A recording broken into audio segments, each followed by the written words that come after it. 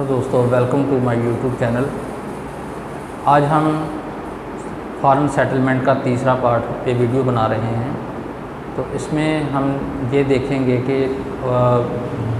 वो कौन सी दिशाएं होती हैं जिसमें आपको बैरून मुल्क सफ़र पेश आते हैं। तो केपी में हमने पिछली वीडियो में ये देखा कि आपकी कुंडली के मुताबिक प्रॉमिस के हिसाब से ये जो बैरून मुल्क का इवेंट है वो आपकी ज़िंदगी में पेश आएगा या नहीं। तो उसके लिए हमने देखा कि जिनकी कुंडली के मुताबिक उनको बैरून मुल्क का सफ़र पॉसिबल है तो वो सफ़र कब पेश आएगा। तो उसी टॉपिक पे अब आज की हम वीडियो बना रहे हैं। उसमें हम ये देखेंगे कि वो कौन सी महादिशा है जिसमें आप बैरून मुल्क सफ़र करेंगे, क्योंकि एक महादिशा का जो दौरानिया होता है वो बहुत से सालों पे मुहैयत होता है। तो लेकिन हमें सबसे पहले महादिशा को ही देखना होता है कि महादिशा अगर आपको सपोर्ट नहीं कर रही तो उस महादिशा में आपको किसी भी अंतरदिशा में वो सफ़र पेश नहीं आ सकता। तो महादिशा को हम कैसे चेक करते हैं, इसके लिए आज की वीडियो की तरफ आते हैं। इसमें हम विंशोत्तरी दिशा यूज़ करते हैं और जैसा कि वैदिक में हम देखते हैं कि महादिशा, अंतरदिशा और प्रति अंतरदिशा को पढ़ते हैं, लेकिन केपी में इनके नाम चेंज हैं, जिसमें हम महादिशा को दिशा बोलेंगे, अंतरदिशा को भुक्ति और प्रति अंतरदिशा को अंतरा। नामों से फ़र्क तो नहीं पड़ता, लेकिन ये आपकी आसानी के लिए इसको DBA बोल सकते हैं, दिशा, भुक्ति, अंतरा। तो अब वीडियो स्टार्ट करते हैं। अगर महादिशा Lord 12th, 9th, 3rd, 7th, 11th, 4th, 10th या 8th हाउस लिए हुए हैं तो इस स्क्रिप्ट में हमें बहुत से सीक्रेट मिल जाते हैं। अब इनको डिकोड करना है, वो कैसे करते हैं ये आगे देखते हैं। ये जितने भी हाउसेस हैं, ज़रूरी नहीं कि हर एक की कुंडली में ये सारे मौजूद हों। मुमकिन है इनमें से 2 या 3 या 4 हाउसेस मिल रहे हैं। अब यहाँ पर आपने गौर करना है कि अगर 12th हाउस के साथ 9th या 3rd हाउस आ जाए तो बैरून मुल्क का सफ़र इस महादिशा में ज़रूर पेश आता है और PR या नेशनलिटी भी मिल जाती है।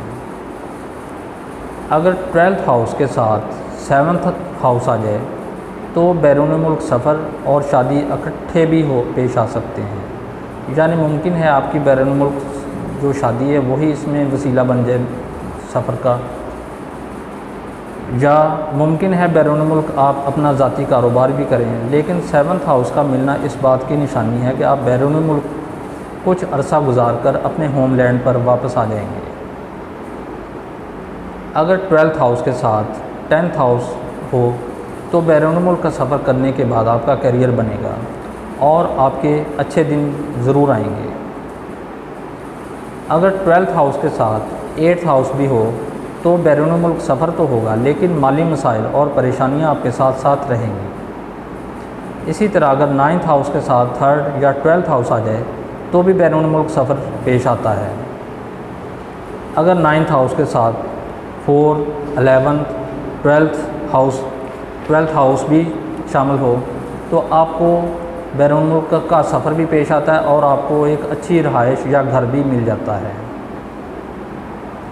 अगर 9th हाउस के साथ 12th हाउस या 12th हाउस के साथ 3rd हाउस मिल जाए या 7th हाउस मिल जाए तो बैरून मुल्क का सफ़र करने के लिए कि कुछ अरसा बाद आप अपने वतन वापस ज़रूर आते हैं। अगर 3rd हाउस के साथ 9th, 11th या 12th हाउस में से कोई हाउस मिल जाए तो आपका वीज़ा कंफर्म लग जाता है।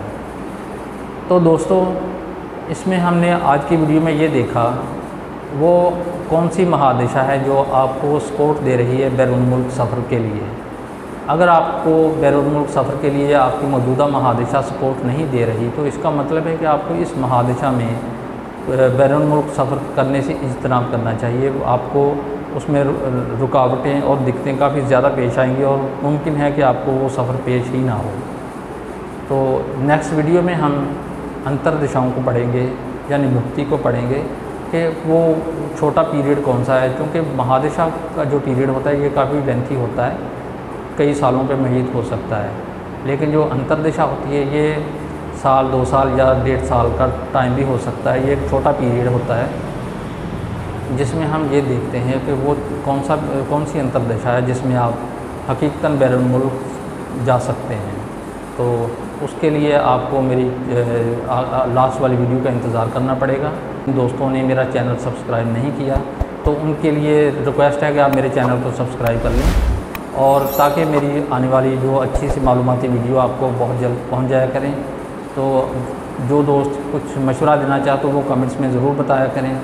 तो आपके मशवरे के साथ ही मैं वीडियो बनाता हूँ। ये नई वीडियो तक के लिए इजाज़त दीजिए। अल्लाह हाफ़िज़।